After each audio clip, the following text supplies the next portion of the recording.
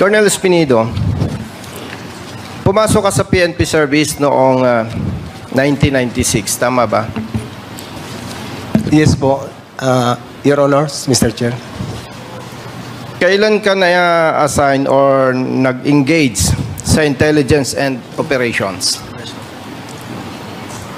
Nung ma-assign ako sa Region 8 from Region 7, Marirecall mo ba kung anong year? 2000, Your Honors, Mr. Chair. 1999, 2000 sa PAOK-TF. Galing nito. So, yes. Thank you, Mr. Chair. So, more than 20 years ka na sa intelligence and operations, right? Ganon, yes, Okay. Mr. Chair. Kailan ka na-engage sa anti-illegal drugs? Under ako ng KANO, City Anti-Narcotics Unit, 2001, 2002. So, more than 20 years ka na rin sa anti-illegal drugs, tama? Hindi 20 years kasi sa Regional Intelligence Investigation ako Division, Your Honors. Specifically, pag sa KANO, 3 taon lang sa KANO. Yes, okay. During the previous hearing, tama ba yung nadinig ko, Mr. Chair, na nabanggit ni Colonel Espinido, kung ayaw ng Chief PNP ang illegal drugs, walang illegal drugs. Tama ba? Yes. Thank you. Big yes, Your Honors. Thank you, Mr. Chair. Ano ang nagtulak sa'yo para sabihin ito? That is my personal experience, Your Honors, Mr. Chair. Based naman sa area na assign ko sa bayan ng Gandara, San Miguel, Albuera, at saka sa Usamis. Okay. Mr. Chair,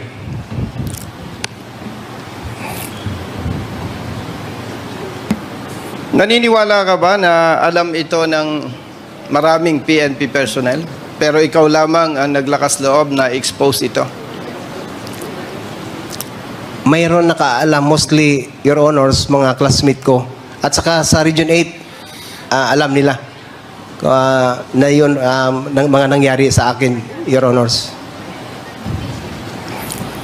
Kung nabanggit mo yan, na kung ayaw ng Chief PNP ang illegal drugs, walang illegal drugs, pwede rin ba nating sabihin na kung ayaw ng Chief PNP ang illegal gamblings, kasama ang illegal pogos, walang illegal na ganito? Yes, Your Honors. Thank you, Mr. Chair. Referring to your affidavit, paragraph 34, page 6, nabanggit po ninyo na from my experience, I can say that the PNP is the biggest crime group in this country. Tama ba, Mr. Chair? Yes, Your Honors, but I made repeatedly explain and expound last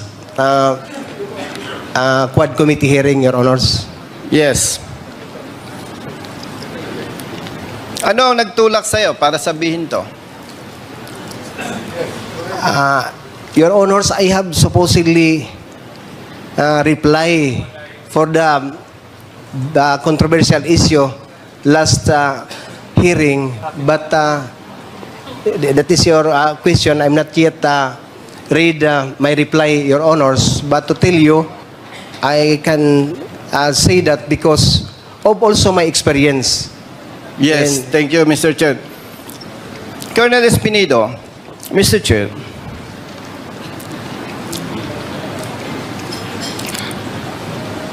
sinabi mo ba ito na the biggest crime group sa ating bansa ay ang PNP dahil may mga personnel ng PNP na involved sa illegal drugs? Yes or no?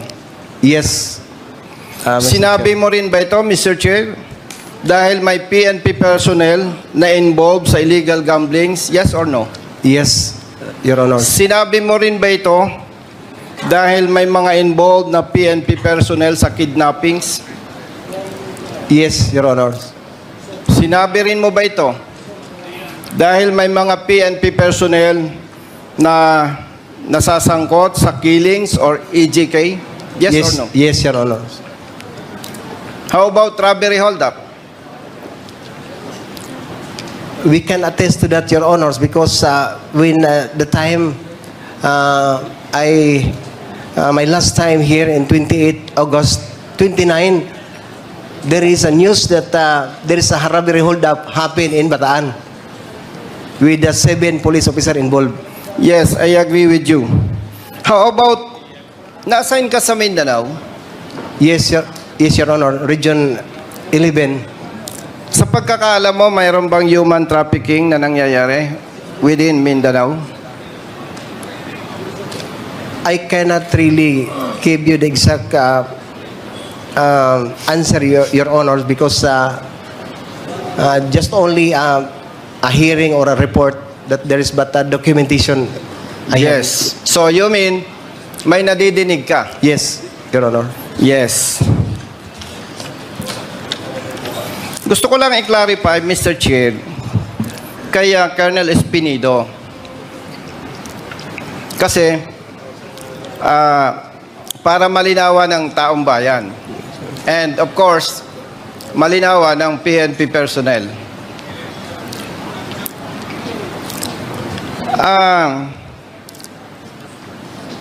Kung pagbabasihan ko yung ating conversation, this hearing, tama bang sabihin na may mga personnel sa PNP na kriminal? Yes. Yes, Your Honor. Okay. Pero, hindi lahat ng personnel sa PNP ay kriminal. Yes, Your Honor. In terms of percentage, malaking porsyento ng PNP personnel ang kriminal o hindi? 60-40, Your Honor. Ano ang 60%? 60 ang mabait, 40 ang masama. I agree with you na may mga involved, pero hindi ako agree sa'yo na 60-40. Sorry. Yes. Meron ka ba, Colonel Espinido, na siyempre, pagkita mo yung problema, especially you, more than 20 years sa PNP, nakikita mo yung problema, di ba? Okay. Meron ka bang idea para ma-resolve or ma-address ito na kung saan sinasabi mo na maraming kriminal sa loob ng PNP? We have, Your Honors. Pwede po ba, Mr. Chair, madinig kung ano yung mga idea ni Colonel Espinido na pwedeng gawin ng PNP to address this problem? Mr. Chair? Your Honor, number 1, we must stick to the core values of the PNP. Dapat ang police. It refers to 4 aims. Makadiyos, God-fearing, makakalikasan, makatao at makabansa. Remember, Your Honors, when I applied for police or public basic recruit course as a PO1, sa pag-umpisa pa lang sa training, turuan ka na ng enlisted instructor mo na mag-utang. Tinawag na isyomatic. Hanggang matapos ka sa pag-training mo, utang, loan, utang. Tinuruan ka na hindi ka magbayad sa utang mo kasi wala ka ng pera, wala ka ng sweldo, wala ka ng sahod. Kasi ang gusto din ng PO1 na hindi siya pagtripan ng mga enlisted instructor, kung ano-ano na lang ang gusto ng mga enlisted instructor, sang-ayon ang PO1. Diyan pa lang sa training center, Your Honor, hindi mo na makikita na makadiyos ang polis. Pangalawa, dapat masali sa subject ng PPEC yung talagang prinsipyo na may Panginoon. Your Honors, involvement of concubinage and adultery sa law enforcer ang dami. Lawbreaker, law enforcer, lawbreaker. Kaya hindi, paano natin masolba ng problema when in fact in the police station and training center mismo may tungit illegal gambling. Ang nag-umpisa ang mga senior officers. That's why I can say, Your Honors, Mr. Chair, that if we need to change the total PNP, the member of the PNP, it must be from the general down the line, not from the P1 up to the general. Iyon ang nakikita ko, Your Honors, dapat talaga iisabuhay yung pro-God, yung God-fearing, para makita mo ang commitment ng isang law enforcer na hindi takot mag-implement kasi ang katakutan lang niya ang Panginoon. Your Honors. Mr. Chair, yung nabanggit ni Colonel Espinido, the first two for core values ng PNP, which is makadiyos at makatao. Balikan ko lang yung nabanggit mo na kung ayaw ng Chief PNP ang illegal drugs, walang illegal drugs. Kung Yes. ayaw ng Chief PNP ang illegal gamblings, walang illegal gamblings. Yes, Your Honor. Tanong, may idea ka pa ba kung itong makadiyos at makatao ay sabi-sabi lamang? Is there any option para ma-address yung problema? Number one, Your Honors, yung personal commitment mo sa trabaho, mahalin mo yung trabaho, at saka sundin mo yung utos ng Panginoon, because we all know that the laws of the land is refer to the Ten Commandments, the law of God. So, kung isasabuhay mo yung batas na yon,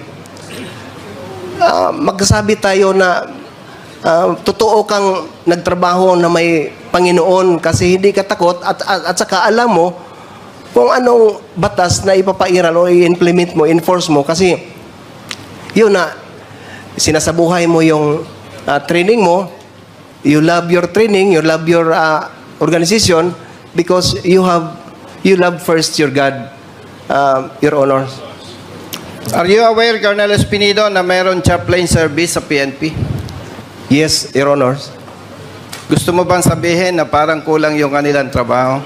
Yes. Ang laking kulang, Your Honors, when in fact I have a picture, document in my chapel of Region 8, Police Regional Office 8. Makikita mo, Your Honors, ang kaibahan. Ang 10 Commandments na sa Exodus chapter 20, verse 3 to 17, iniba na. Iniba na ang 10 Commandments na nilagay sa harap ng chapel. So, doon pa, lawbreaker na ang pulis. But iniba na ang 10 Commandments na binigay ng Panginoon sa Exodus 20, 3 to 17. Specific yun, from 1 to 4, love your God. From 5 to 10, love your neighbor as you love yourself. So doon nag-umpisa na. Nasa loob pa, may violation na, disobedient of the law. Ang kapulisan natin. Sa Pro 8, Your Honor, I can say to that. Going back, so dapat tama ang ilalagay na Chief PNP. Yes, Your Honor. Okay, to proceed, Mr. Chair. In your previous assignments, naniniwala ka ba, Colonel Espinido, na kung bakit sinasabing maraming biktima ng sa EJK is dahil sa quota system ng PNP, sa accomplishment? Siguro, Your Honor. Dagdag pa dito yung reward system. Siguro, Your Honor. Would you believe also na yung resulta nito ay nagsimula din doon sa parameters ng UPER, ng PNP, Unit Performance Evaluation Rating? Yes, Your Honor. Na kung saan ang itinuturing ng PNP na the best units, the best officers, yung maraming operational accomplishments at hindi yung peace and order situation sa respective area of responsibility nila. Tama po ba? Yes, Your Honor. Lilinawin ko lang, base sa performance evaluation rating na pinipatupad ng PNP, mas binibigyan nila ng importance yung maraming accomplishment sa operations.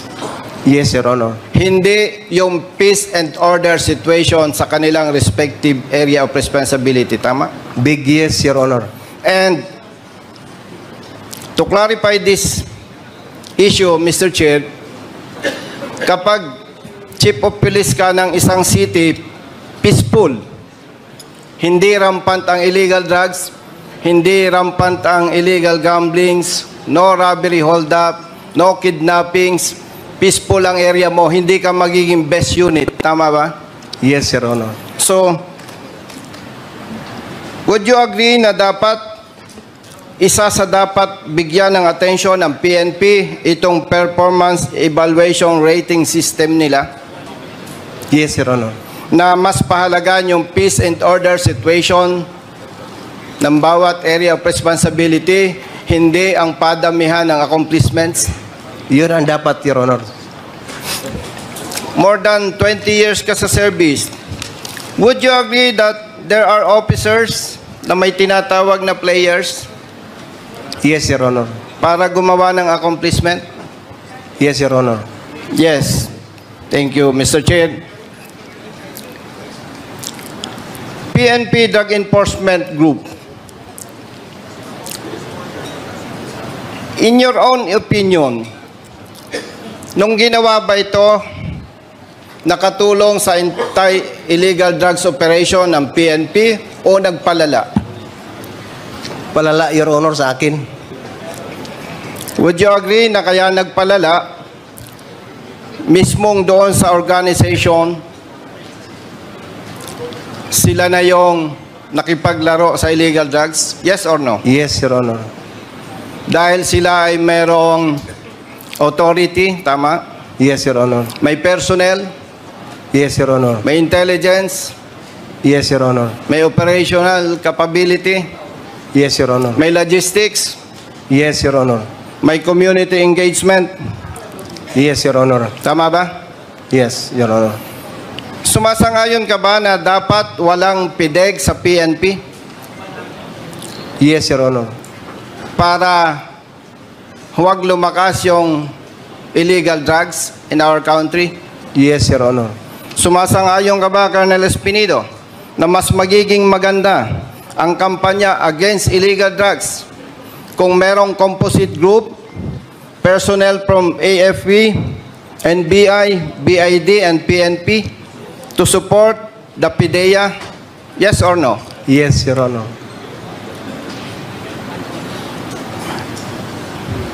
Sa ibang involvement ng ibang PNP personnel on illegal activities or criminal activities, naniniwala ka ba, Colonel Espinido, na mapapalakas ang kampanya against criminality kung mayroong composite group na titingin sa PNP? Yes or no? Yes, Your Honor. Kindly wrap up. Yes, Congressman Busito. Mr. Chair. Mr. Chair, naitanong ko lamang po ito kay Colonel Espinido kasi naniniwala po ako na talagang, to be honest with you, Colonel Espinido, every time na nakikita kitang nagpre-preach ka, nangangaral ka, may pagdududa ako sa iyo. Pero nung in-expose mo ito, humanga ako sa iyo, saludo ako sa iyo. Ang tapang mo.